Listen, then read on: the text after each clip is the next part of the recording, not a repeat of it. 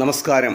കേരളത്തിലെ നീർപക്ഷികളിൽ ഇന്ന് നിങ്ങളെ പരിചയപ്പെടുത്തുന്നത് നാടൻ താമരക്കോഴിയാണ്. നാട്ടുകോഴിയുടെ പകുതിയോളം വലിപ്പമേ നാടൻ താമരക്കോഴിക്ക് ഉള്ളൂ. ജലസസ്യങ്ങളുള്ള ജലാശയങ്ങളിലാണ് നാടൻ താമരക്കോഴിയെ കാണുന്നത്. കുളവാഴയും താമരയും ആമ്പലും എല്ലാമുള്ള വിശാലമായ ജലാശയങ്ങളിലാണ് നാടൻ താമരക്കോഴിയുടെ വാസം. ഒറ്റയ്ക്കും കൂട്ടായും നിലത്തു നടന്നാണ് ഈ പക്ഷി ഇര തേടുന്നത്. ജലസസ്യങ്ങളുടെ മീതെ വേഗത്തിൽ ഓടി നടക്കാനും നാടൻ താമരക്കോഴിക്ക് കഴിയും. നാടൻ താമരക്കോഴിയുടെ നിറം ദൂരെ നിന്ന് നോക്കുമ്പോൾ ഇരുണ്ടതായി തോന്നും. എന്നാൽ മുതിർന്ന പക്ഷിക്ക് നേരിയ പച്ച നിറമാണ്. അതിൻ്റെ അടിഭാഗം കറുപ്പ്, തല, കഴുത്ത് എന്നിവ നീല കലർന്ന കറുപ്പാണ്. കണ്ണിനോട് ചേർന്ന് വെള്ള വരയുണ്ട്. വാലും വാലിന് ചുറ്റുമുള്ള ഭാഗവും ചെമ്പൻ നിറമാണ്. കൊക്ക് മുൻപകുതി മഞ്ഞയും ബാക്കി കടും പച്ചയും.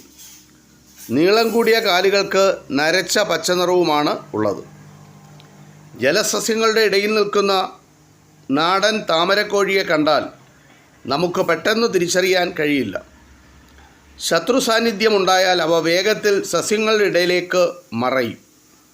പറക്കാനും നന്നായി നീന്താനും ഈ പക്ഷികൾക്ക് കഴിവുണ്ട്. ഒപ്പം മുങ്ങാങ്കോഴി മുങ്ങുന്നത് പോലെ മുങ്ങുവാനും നാടൻ താമരക്കോഴിക്ക് കഴിയും.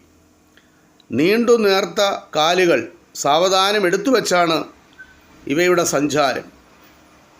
ഇവയുടെ ശബ്ദം ചൂളം വിളിക്കുന്നത് പോലെയാണ്.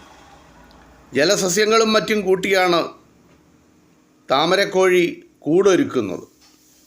ആൺ പെൺ പക്ഷികൾ ഒന്നിച്ചാണ് കൂടൊരുക്കുന്നതും മുട്ട സംരക്ഷിക്കുന്നതും. സാധാരണയായി 3 മുതൽ 5 വരെ മുട്ടകൾ നാടൻ താമരക്കോഴി ഇടാറുണ്ട്. നാടൻ താമരക്കോഴിയുടെ ഇംഗ്ലീഷ് പേര് ബ്രോൺസ് വിങ്ഡ് ജഖന എന്നാണ്. ഇത് നമ്മുടെ നാട്ടിൽ കാണപ്പെടുന്ന നാടൻ താമരക്കോഴിയെ പറ്റിയുള്ള ഒരു ചെറിയ വിവരമാണ്. അത് നിങ്ങളുമായി പങ്കുവച്ചു. ഇത് ഇത്രമാത്രം. നന്ദി, നമസ്കാരം.